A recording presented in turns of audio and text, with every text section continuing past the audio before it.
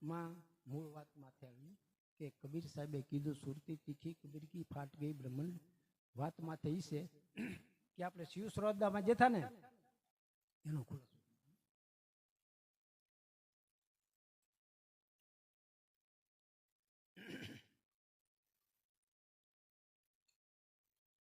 70,000 72,000 આ દેહમાં નાડી બોલવામાં આવે. શિવ શ્રોદાનું પ્રમાણ છે. જોઈ લેવું તો જોઈ લેજો. 3.5 કરોડ રવાડા આવે, 4 લાખ માથાના કેસ આવે, 32 દાંત આવે અને 20 લખ આવે. આ કાયાનો નખથી શિખર સુધી બંધ પૂરો થઈ ગયો. પણ ભજન કરવું હોય તો આ નાડીને જાગૃત કરવી પડે. એ નાડી જાગૃત કરવી હોય, સૂક્ષ્મણાને સાંધવી હોય તો રેશક, કુંભક, પૂરક પ્રાણાયામ કરવા પડે. આ ભૂદેવો તો કરતા જ હોય કાયમ હવારમાં ઉભાથી. કારણ કે રેશક, કુંભક, પૂરક પ્રાણાયામ કરે તો 2 ભાગ. જે રેશક, કુંભક પ્રાણાયામ કરતા હોય એને શ્વાસ કોઈ દમ નહીં થાય. શ્વાસ ખેંચવો, શ્વાસ નાભીમાં રોકવો અને શ્વાસ પાછો કાઢવો. કેવી રીતે કાઢવો, કેવી રીતે કરવો, આ સભામાં મારાથી ખોટું ન બોલાય કે આ નસકોરા માલી લીધો, નાભીમાં સ્થાપી દીધો, થાપ્યા પછી આ નખો મળી કાઢો. જો દાદાને અનુભવ છે, મને શાન બતાવવા પડ્યા. રેશક, કુંભક, પૂરક પ્રણામ કરેલા તો ખરા, નકર આમ ન કે કરવાને. સુરતી તીખી કબીર કી ફાટ ગઈ બ્રહ્માંડ પીયું નિરાળા દેખ્યા 7 દીપ 9 ખંડ. 7 દીપની 7 ભૂમિકા જે મેં ગણાવ્યા પછી આ સત્સંગની વાતમાં કોઈ માણા એમ કે હું 5મી ભૂમિકામાં છું, કોઈ કે હું 6ઠી ભૂમિકામાં છું, કોઈ કે હું 7મીમાં છું, કોઈ કે હું 2જીમાં, કોઈ કે હું 3જીમાં. આ બધી ભૂમિકાનું પ્રમાણ આવે. પ્રમાણ આપે તો જ હું વાતું કરી નાખો. એમાં શું વળે? તમે મને પૂછી કહો કે ત્યાંથી આવ્યા, ત્યાં ઊભા છો, ત્યાં જવું છે. તમે મને પૂછી કહો, હું બોલું છું, તમે મને પૂછી કહો. અત્યારે હું કે તમે ત્યાં ઊભા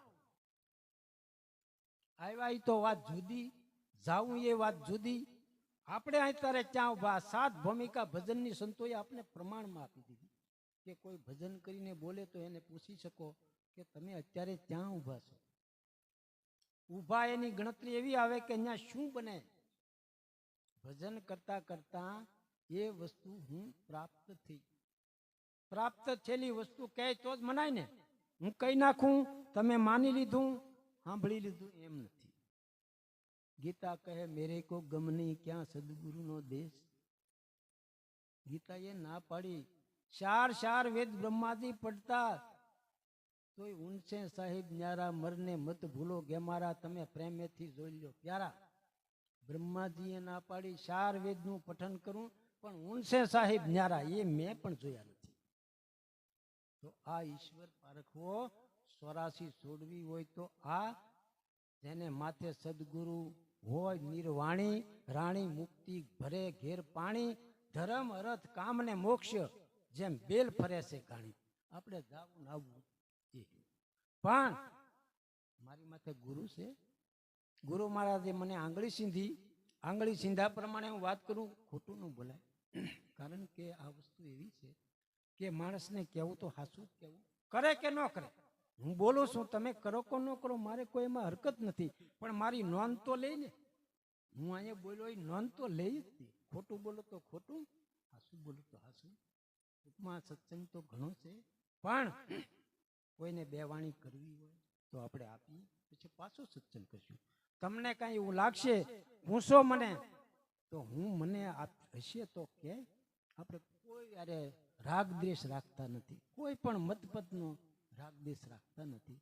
નકર અમને તો સેંકડો પંથો મંતો મળી ગયા, પણ એવું કાંઈ હોય જ નહીં.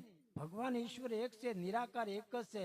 નિરાકારને નિરખ્યા વિના 84 નહીં છૂટે. આ સત્ય વાત છે. કારણ કે જમવાની ને જરૂર નહીં, એને વસનનો છે સારો સોહમ. આ 52 અક્ષર 12. આ વાત છે.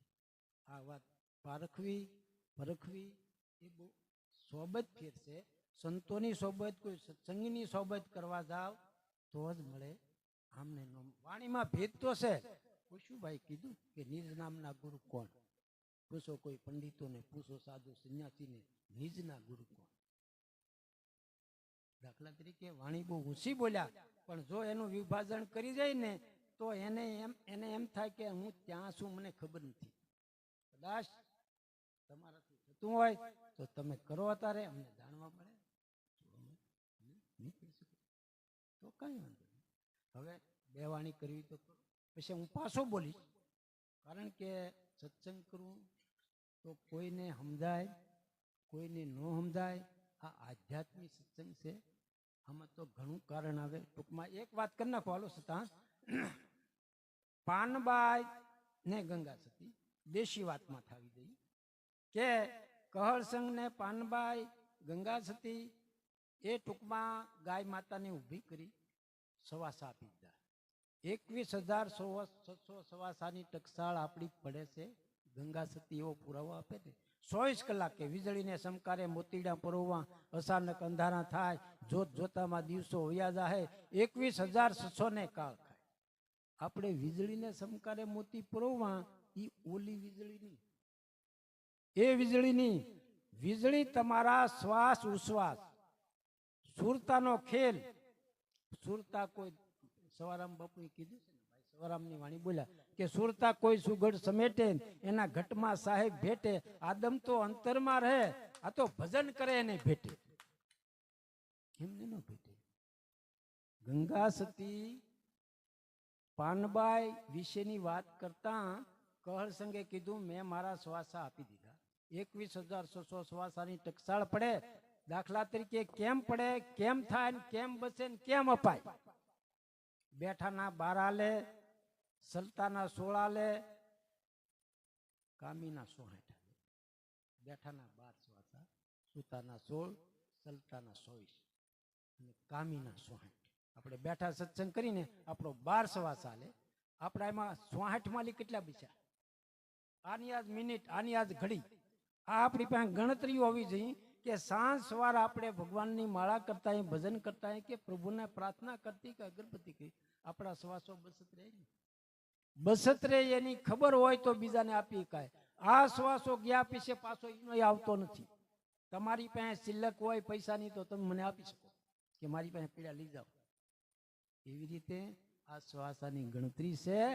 અને આ પાનબાઈને ગંગા સતીએ છેલ્લે બાંશી ભજનમાં બોધ આપ્યો. એ વખતે ગંગા સતી કહેવાય. અને પાનબાઈ સાંભળે પછી પાનબાઈ કીધું છૂટા છૂટા તીર ન મારો બાઈજી, મારાથી સહન ન થાય. કલેજા મારા વીંધી નાખ્યા, સાતી મારી ફાટ ફાટ થાય. ગંગા સતી કીધું પાનબાઈ સાંભળી લે કે હજી બાણ તુને વાગ્યા નથી. બાણ વાગ્યા ને ઘણી વાર. બાણ વાગ્યા હોય તો બોલાય નહીં, તારા વસનમાં વર્તાય. કા તને બાણ વાગ્યા કે હા, તો બાણ વાગ્યા પછી ક્યાં ગઈ? બાણ જેને વાગ્યા હોય એને જવું પડે, તો તું ક્યાં ગઈ? તમે કહેતા તો સુનમાં ગઈ. સુનમાં ગઈ, બાણ વાગ્યા. સુનમાં જ્યાં પછી તે હું જોયું, તે હું ભાળ્યું કે ભાળ્યું નથી. તો ભાળ્યું નથી તને બાણ વાગ્યા કેમ? તું એમ કેશો મને બાણ વાગ્યા મારથી સહન થતું નથી, તો સુનમાં ગઈ એમ કેશો, તો તું સુનમાં જોયું કેમ નથી?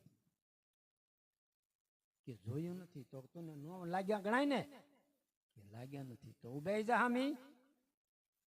હું કહું એમ કરવા માંડ. આ સુરતાને સડાવી અસમાનમાં ગંગા સતી પાનબાઈને કીધું હજી હાલ, હજી હાલ, હજી હાલ. હાલતા હાલતા સુનમાં ગઈ. સુનમાં ગઈ તો કે હા, કારણ કે તો ભજનાનંદી પુરુષ હતા, સમાધિ લક્ષ્યને જાણતા. સહેલ સમાધિ એની પાસે 24 કલાક હોય. ગંગા સતી પાનબાઈને કીધું તું સુનમાં ગઈ હવે? તો કે હા. સુનમાં ગયા પછી શું ભાઈ? મેં કીધું ને સુરતી તીખી કબીર કી ફાટ ગઈ બ્રહ્મણ, પીયું નિરાળા દેખ્યા 7 દીપ નવખંડ.